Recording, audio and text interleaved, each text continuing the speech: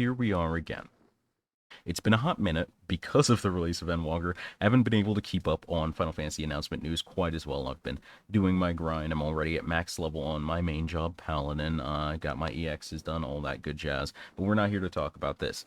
While I was in main scenario queue just chilling, I saw this pop up on Twitter. Another announcement from Yoshi P about the state of the game and what's going on. So I thought I'd bring that to you guys live, or at least as close to live as I can get. Hello, this is Naoki Yoshida, producer and director of Final Fantasy XIV. We apologize for the ongoing congestion that's been occurring since early access and the official launch of Endwalker. It's been nearly 2 weeks since the start of early access, and players are still experiencing substantial congestion when logging into the game. As we have new content set to release in upcoming patches, I'd like to provide you with several updates on our plans to address these issues. So, we're going to start with additional game time compensation. We are aware that the long waiting times to log into the game are preventing players from playing, and for this, we sincerely apologize. In response to this, we recently granted 7 days of game time, but now we will also be granting an additional 14 days. This will apply to all players, including those with multiple accounts, who own the full version of the game and have an active subscription as of Tuesday, December 21st at 12 a.m. PST, which is the scheduled release date for patch 6.01. Further details regarding eligibility will be announced separately. So, this is great news. First of all, they're addressing the biggest elephant imaginable in the room, in that congestion is rough right now. People are having trouble getting on the servers, staying on the servers. There's all kinds of pains just getting in to play the game. And this is during a time period where people have spent time off work, have just stepped out from work altogether. There's a lot going on in general, and they recognize this. They gave us 7 free days of game time for an issue that's expected with most major releases online, and almost every expansion you can think of has probably had server problems at some point. But this is a welcome gift from the dev team. And not only did they give us 7, but now they're giving us an additional 14 for a total of 21 days of free game time, just to make up for the ongoing issue.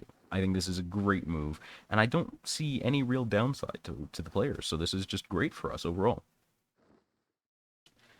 Suspending delivery of package versions and temporary suspension of digital version sales.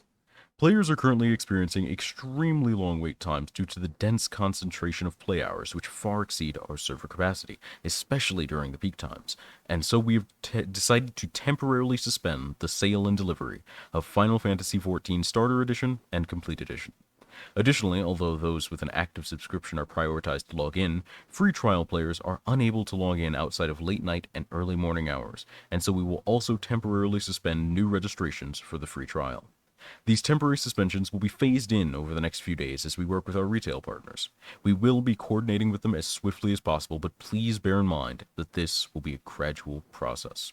We will also be suspending all new advertisements. However, it will not be possible to suspend some of the advertisements due to the nature of how they were set up. We appreciate your patience and understanding regarding this matter. Expansion packs and Collector's Edition digital upgrades will continue to be available for existing players so that they may upgrade as needed. To those who have been invited by their friends and family who have been considering joining, as well as our retail partners, we sincerely apologize for any inconvenience this may cause, and ask for your understanding and cooperation in order to reduce congestion. We will continue to monitor the situation as we consider the timing around resuming sales. So, this is honestly what I see as a pretty bold move. This is a live service game, which are notoriously expensive to maintain and upkeep and keep running in general. So, they're willing at this point to cut off part of their inflow of money, of income, to help keep this running, to help production grow, to help manage the servers now. It's a pretty bold move, but it's one that feels necessary. They tried to get better servers, to get the resources to keep things online and open to everyone, but with all of the general world events, it wasn't possible. So the next best action that they're taking is to stem the inflow just enough so that they can control it and make this a manageable situation instead of a complete mess. It's going to be a little rough. I don't see this being a super popular decision on their end, but it's definitely one made for with the considerations of existing players, the people that have been excited for this long before and desperate to play regardless of their own circumstances. And they even addressed that despite, us wanting to invite our friends and family and get other people online playing, that they're going to have to pull their advertisements as best they can and just keep everything on the low on the while, keep it steady. I'm not sure how well that'll work because I feel like a lot of this is word of mouth. There's even the basic meme of us pretty much advertising the game for them. So I'm curious to see if that's going to tamp down on Twitter on our end while this goes on too. Error 2002 while waiting in login queues. In regards to Error 2002 that occurs during login queues, outside of causes related to unstable connections, we have confirmed a bug. This bug was part of a login related program created back in Final Fantasy XIV version 1.0, and thanks to the reports and tests carried out by many of our players, we are able to identify the cause of the problem. We apologize for not being able to identify the issue on our end, and thank you all for submitting detailed reports regarding this matter. Although the code for fixing this bug is already prepared, applying the fix will require patching the game client, which will be addressed in patch 6.01, scheduled for Tuesday, December 21st. As this issue occurs while waiting in the queue for a very long time, we considered releasing the patch ahead of schedule, but in the end decided to include it in patch 6.01 as there is already a lot of new code in the pipeline for the patch, and interrupting the process of verifying them may lead to other bugs. We apologize for the inconvenience and ask for your patience a bit longer. So this is great all around as an announcement. First, the players that have been submitting reports and bug testing and trying their best to help have been acknowledged. It's not just a we did it, we fixed it, praise the company kind of thing. It's a you helped us a lot and we were able to act on your information and get this situation resolved for both of our sakes kind of thing. And that's great to see. It reeks of humility, and that's a great thing to see from a big company, from a big dev team, from a growing business. And Square Enix, despite its size, is indeed growing as Final Fantasy XIV grows, I imagine.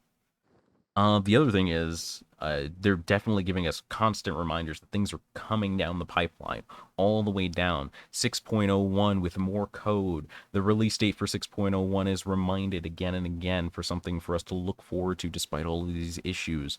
And they're letting us know why these fixes aren't out right away. They're giving us insight into what's going on so that people aren't confused and angry. They have something to help them get through. Upcoming patch schedule.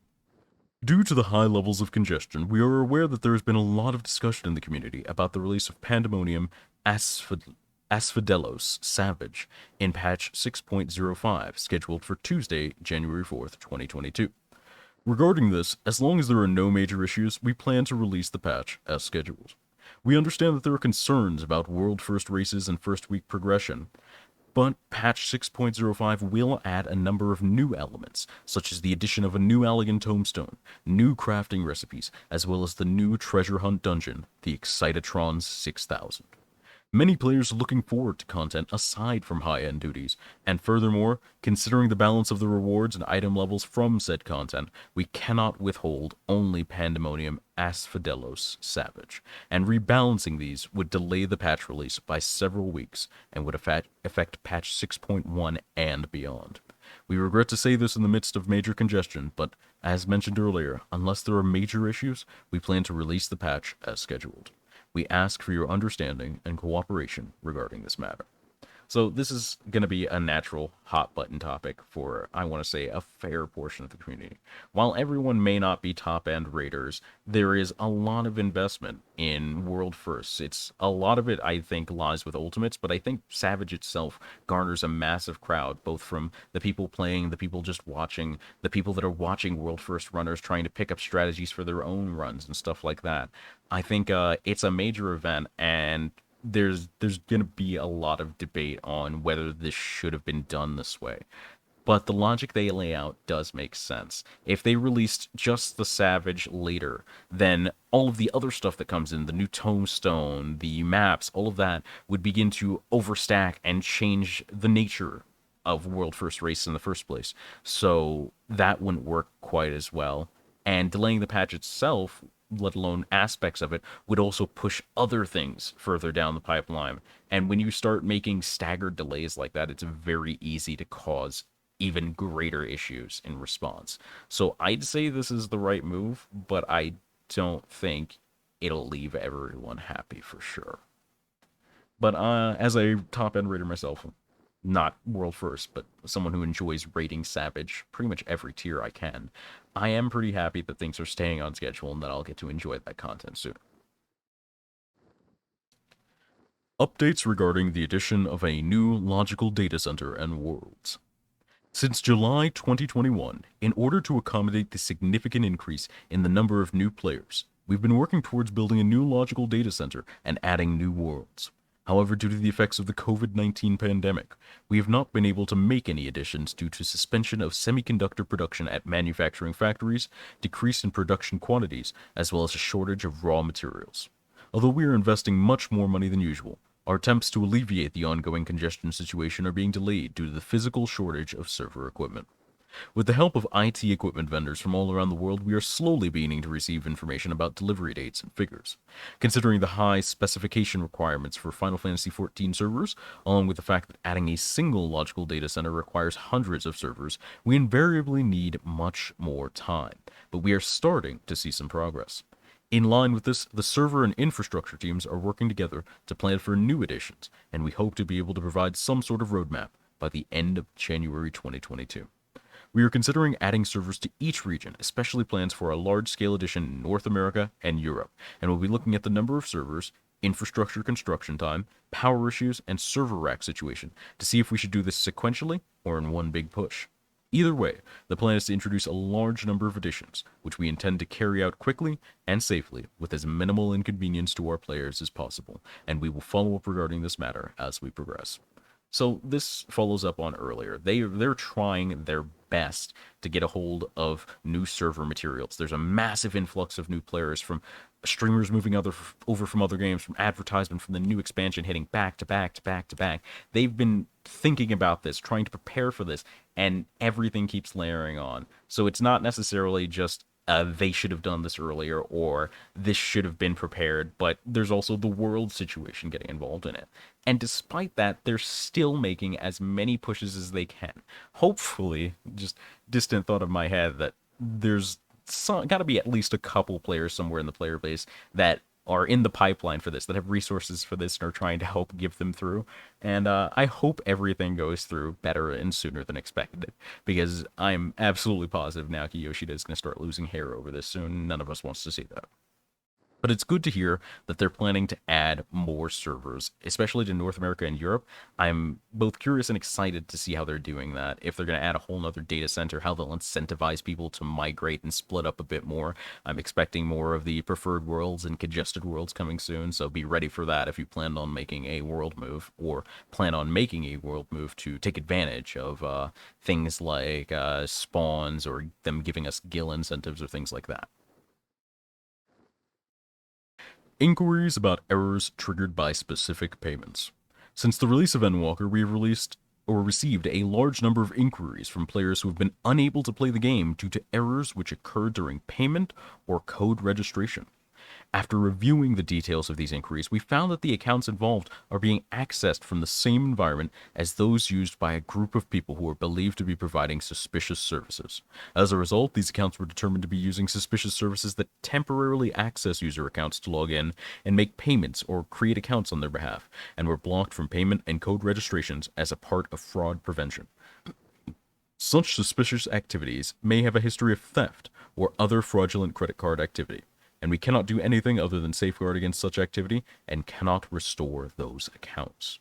As a reminder, we ask you to refrain from using such suspicious services for your own good.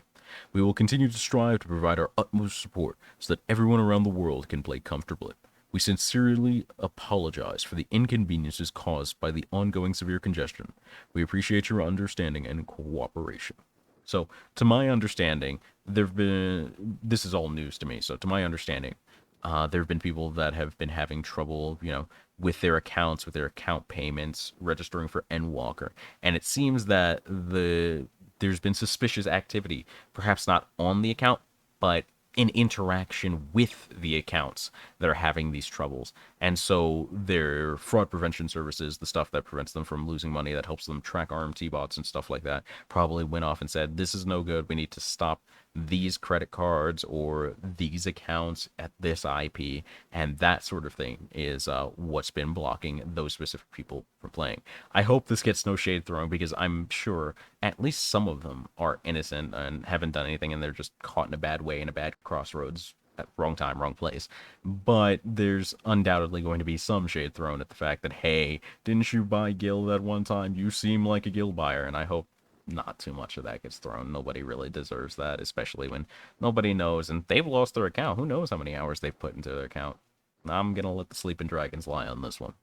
What that about covers the new update from Yoshi P. So I'd say we got a bunch of good news, a bunch of exciting news, and a better insight on into the points that Square Enix, specifically the Final Fantasy XIV development team, are struggling with right now. And it is a struggle for them, but they are pushing forward. To everyone who's having trouble getting on the servers, staying on the servers, all that jazz, here's to hoping that the new infrastructure comes in soon and we can all be playing together. I'm still going to be streaming. I'm still going to be probably PFing the new Savage Tier as soon as it comes out. So hopefully I will see you guys in there. And I hope you all have a wonderful rest of your week. Thank you for watching. Make sure you like and subscribe, and I'll see you soon.